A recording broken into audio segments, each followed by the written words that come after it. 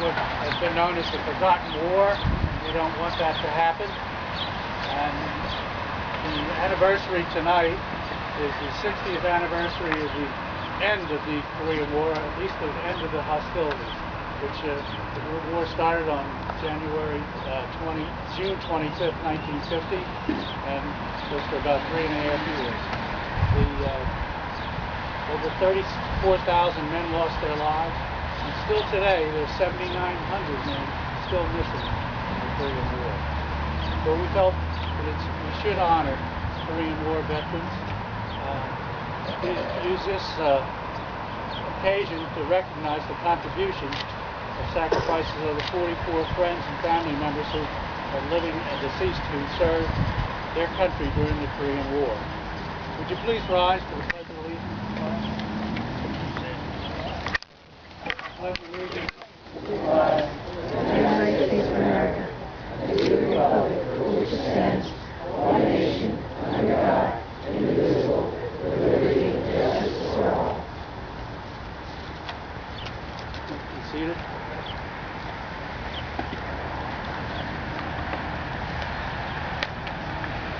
I'd like to introduce Mr. Lou Parisi, who's going to be our speaker.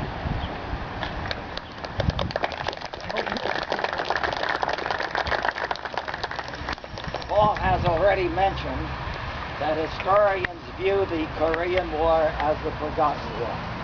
We certainly haven't forgotten that fact. And the reason for that is that so few people, especially the younger generation, are aware of the sacrifices and the events that led up to Korea.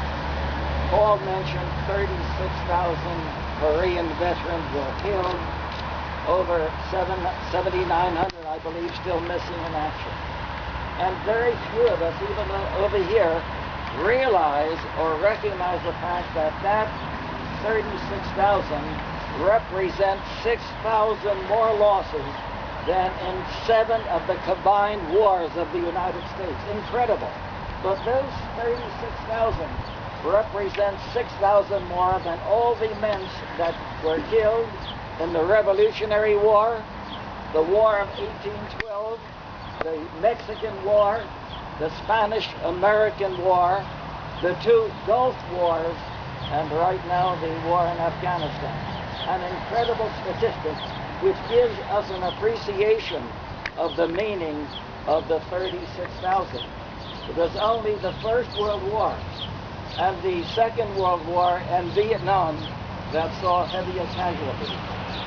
Now, one of the reasons, of course, for the fact that few people know about that is that they do not recognize or understand the background of the separation of Korea, the splitting of Korea into 2 Koreas, the North and the South. If I have a minute, may I go into the history, because so few Americans are aware of the fact. In 1910, Japan annexed Korea, and it was a Japanese possession until after the Second World War. But really the history of the division of Korea goes back to 1945, that many of us can remember. The decision was made at Yalta in January, just shortly after Franklin Delano Roosevelt was inaugurated for the 4th term. And at Yalta, Roosevelt, Churchill, and Stalin mapped out the ending of the Second World War, especially in the European theater, because it was quite clear at that time that Japan was in its last stages of fighting against the Allied forces. However, at Yalta, because we had not yet perfected the atomic bomb, and Roosevelt was ailing and he knew that he was to die within 3 months, he made certain concessions to Russia if they would declare war against Japan, thus giving the Allied forces a front in the West, of course, as we were pursuing them in the land, jumping in the Pacific, and then from the East, hoping that Russia would join in the fight to bring the war of Japan to an end. Because at that time it was clear to those of us that served in that area that the prospect of attacking and invading Japan indicated hundreds of thousands of other casualties. And therefore, Stalin consented that I would, all right, we'll declare war 3 months after the war in Europe is over. And so they did. But they entered the war 3 days after the atomic bombs were dropped on the 6th and the 9th, and Japan was tottering. They surrendered on the 15th. In the 3 days in which Russia took part in the war, they were given tremendous land benefits, among which was the northern part of Korea at the 38th parallel. And that was the beginning of the division of Korea. And as Paul mentioned, in June the 25th, Korea was attacked, of course. South Korea was attacked. And a strange event that, again, I think few of you are aware of or even remember. It so happened that China was seated in the United Nations Security, but it was the Chiang Kai-shek China, the nationalist China.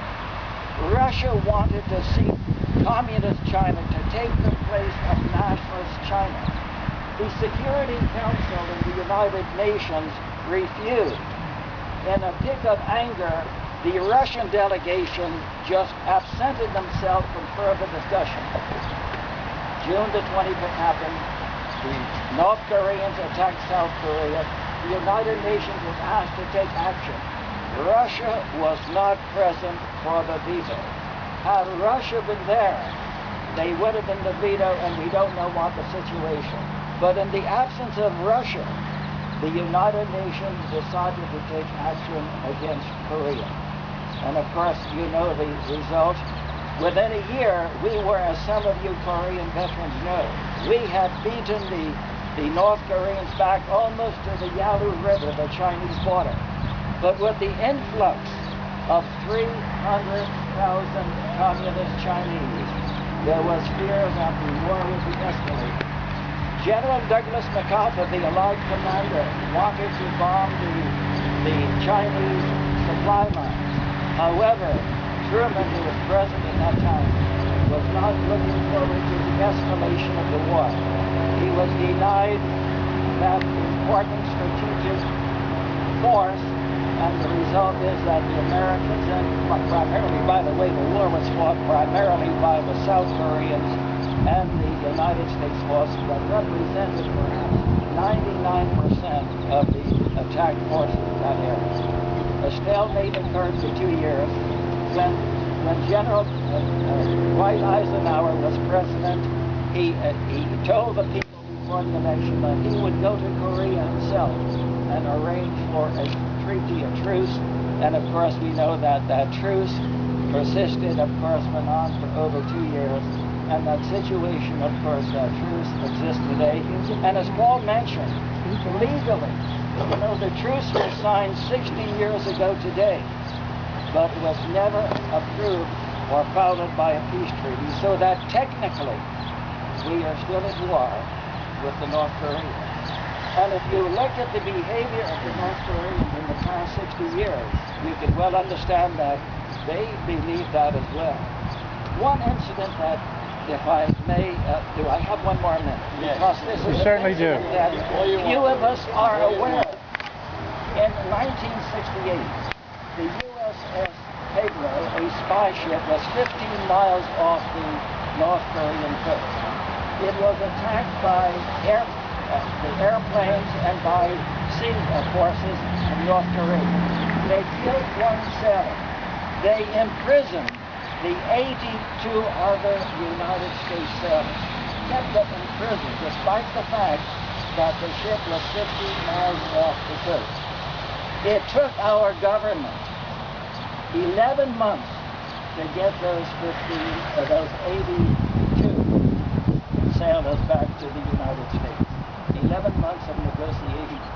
And you know, a fact that it's almost for us Americans and for us veterans, the shameful end to that is that the USS Pedro is the only United States commissioned ship in the history of our country that is still in foreign hands. they still hold that USS Bedlam. As a matter of fact, they are celebrating, probably already celebrated because of the time change, their negotiations, and they painted that ship, and they're putting that on display as a force of pride to indicate to the world that they were able to hold the United States military forces at bay for over 60 years. And that's a situation, and of course we all know that the flashpoint of our policy is how to deal with North Korea. The end is not over, and we don't know what lies in store, but this thing we can be sure. We pray that the sacrifice of the 36,000 will be satisfied, will be paid for with the freedom of the Koreans and for the return of the national pride to our country. And until that time, we can only pray that those 36,000 rest in eternal peace. And we pray that their families will get some comfort with the solution to this problem, and to know that the sacrifices that they made and you men have made would not be in vain. I apologize for the time. I know you're in a hurry, but thank you very much.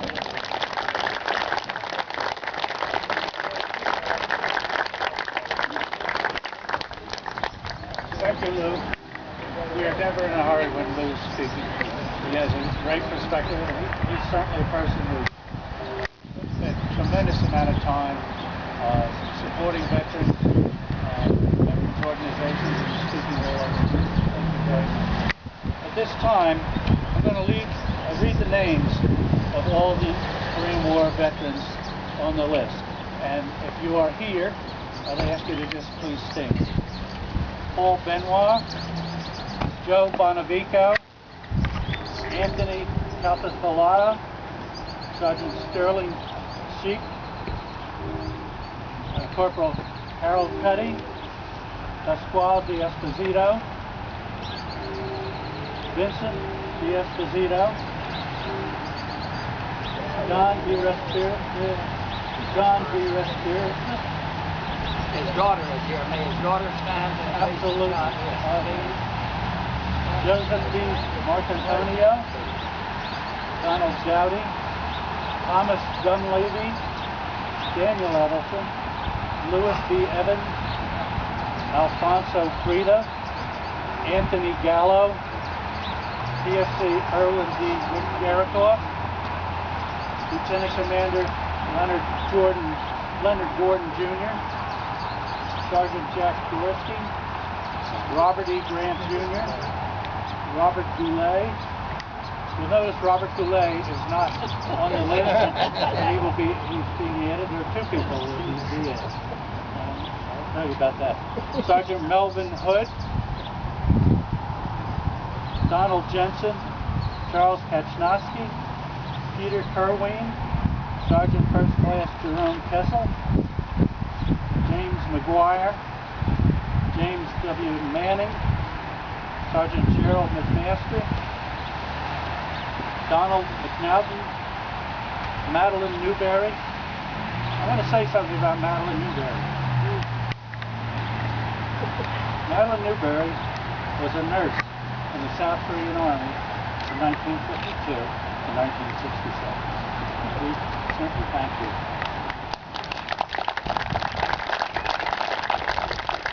Lieutenant Keith Olson, Rudolph Paparella, Sergeant Ralph Perone, Corporal Damian Pisano, Walter Piazzio, Frank Garcia, Seaman Robert Roy, Harold Eugene Scott Sr., Stanley Shapiro. I have him as Army, and he's a little annoyed because he's in the Navy. Gavin Siciliano, Major Thomas S. Simmons, Quartermaster Tom Taylor, Corporal John Walzer, Sergeant James Patrick Whitney, and Lieutenant Joseph E. Waller. And additionally, Mr. Harry Terrace. I want to thank you all from the community, and all your fellow citizens for your service. Thank you very much. I want to make a mention about some the three individuals who I happen to know about, all right, who've done a lot other than their service in Korea and serving in the VFW post. One is James W. Manning, who's a member of the VFW post 2639 in Neptune, the American Legion post 346 in Neptune, and the AMVETS post 16 in Bridgewater,